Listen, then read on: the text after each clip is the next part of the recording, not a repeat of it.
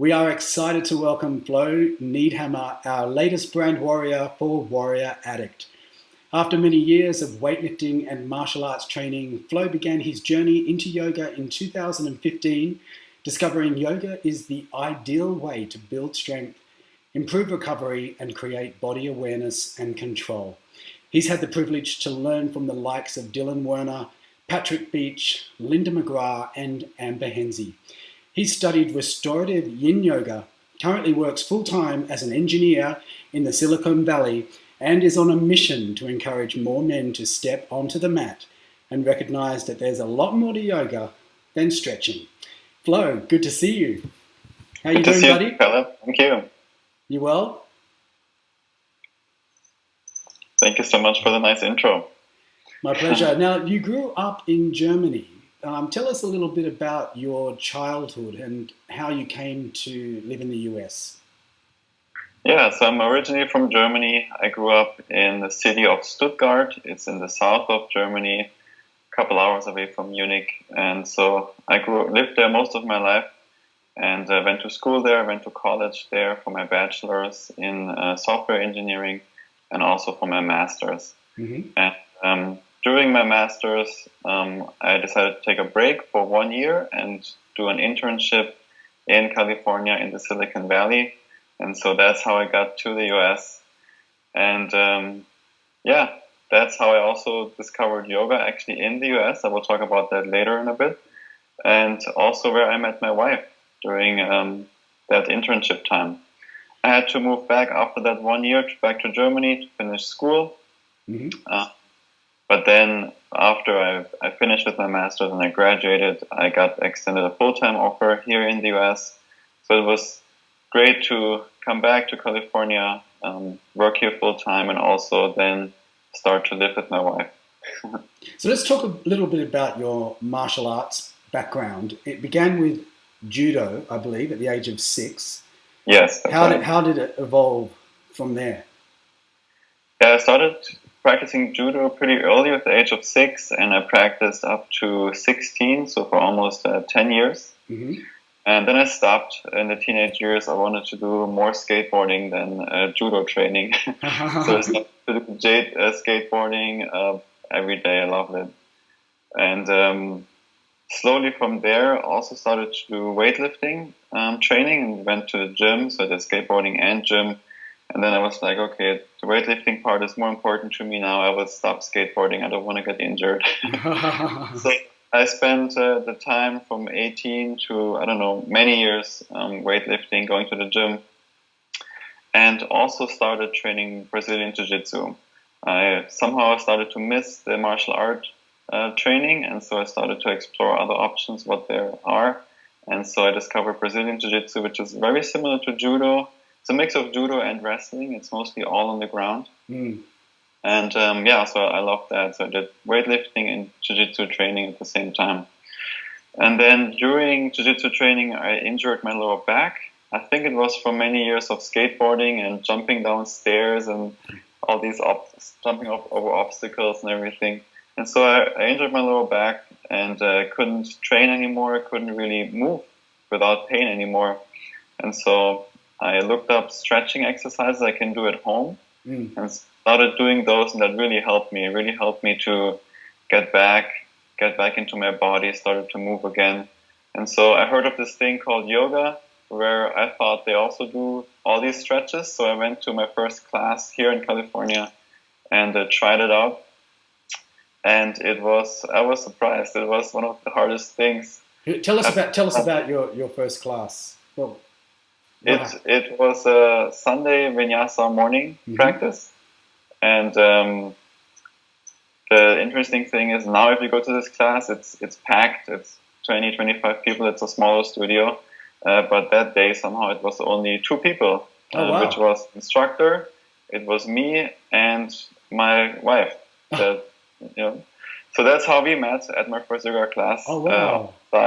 So on that Sunday, she was there, I was there. We started talking, of course, and after class, we hung out a little bit, had coffee and breakfast and everything. That's how we met. But it was only her and me. And it's my first class, and she has been practicing for a while, so I was sweating, and it was so hard for me to just hold Warrior 2 with the arms out. I looked over and I was like, man, she's not even sweating, but I'm sweating so much. It was very brutal for me.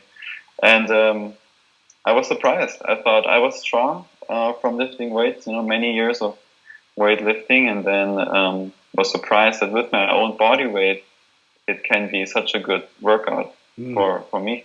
And so it started for me with the physical, with just wanting to heal, getting rid of injuries and starting to move again. But then I discovered there's so much more behind those poses that we do on the mat. There's so much of the breath, and it will take you to a place where there's somehow the voice in your head a little bit more quiet. And so I discovered that already in my first practice. I was like, okay, there's something more to it. I really like it. And so I started to continue. Went to more and more yoga classes.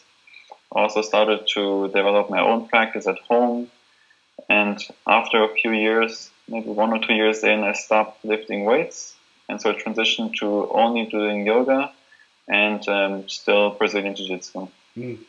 So just like I am, you're very, very passionate about getting more men onto the mat. So what advice would you give to men who are thinking about giving yoga a try? I would say just start. Just go to a studio, grab a mat, maybe a friend's mat, and just go to a studio, give it a try.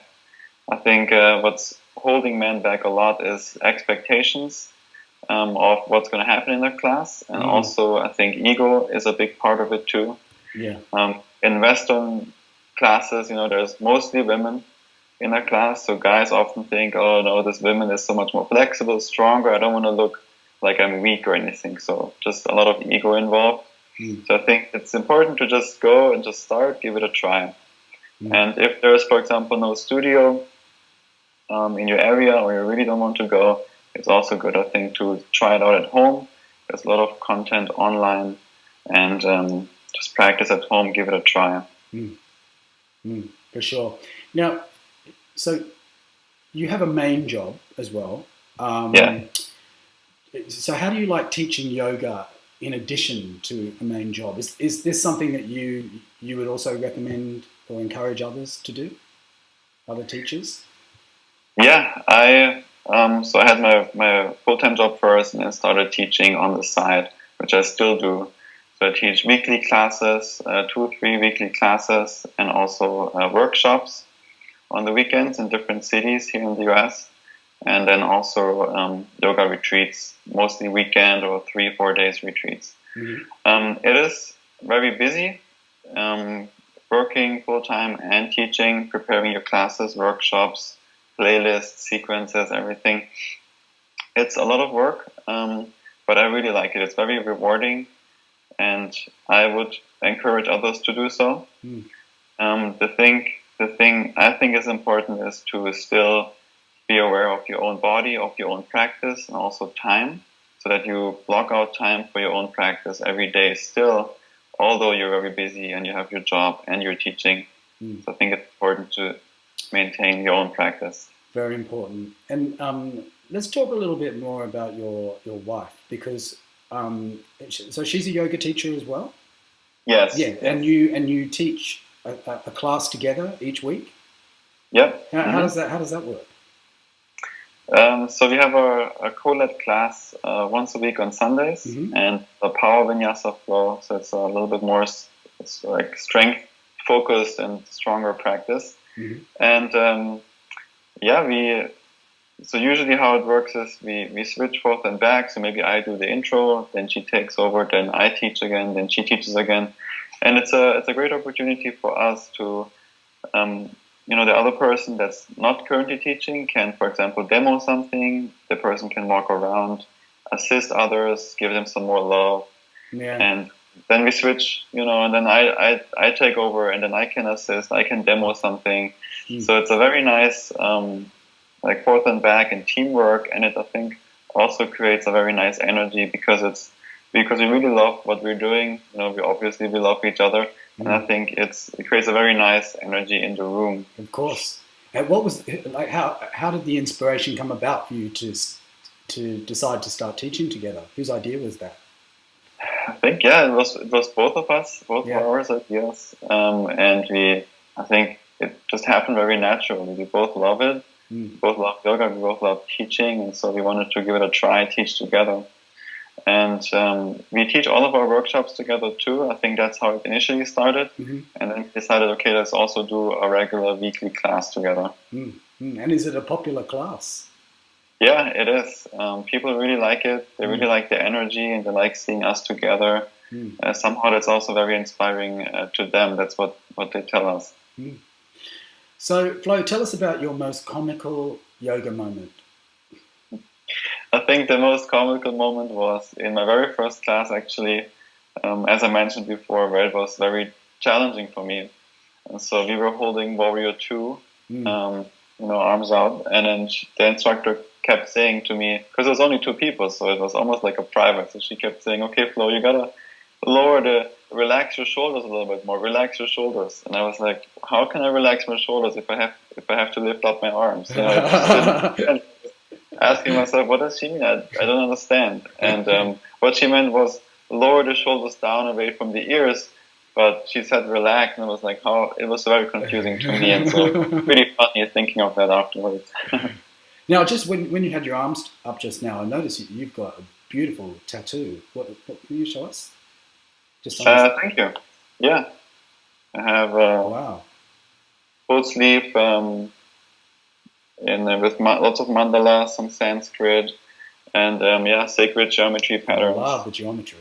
There's an Om also. That's awesome. Yeah. Beautiful. Very, very nice.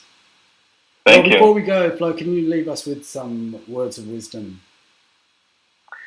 I believe that the body benefits from movement and that the mind benefits from stillness. And so having a practice where we do both of those things is, I think, the path to happiness and peace and ultimately to your true self. Oh, that's exactly what yoga is all about. Beautiful. Love those words. Thank you very much for chatting with us. Now, where can our Warrior Addict people find you? Have you got an Instagram account that we can follow you on, or a website? Yeah, I have an Instagram account. It's flow.yoga. And I have a website that's breatheandflow.org. Wonderful. Okay, well, I hope to see you again soon. And thank you once again for the chat.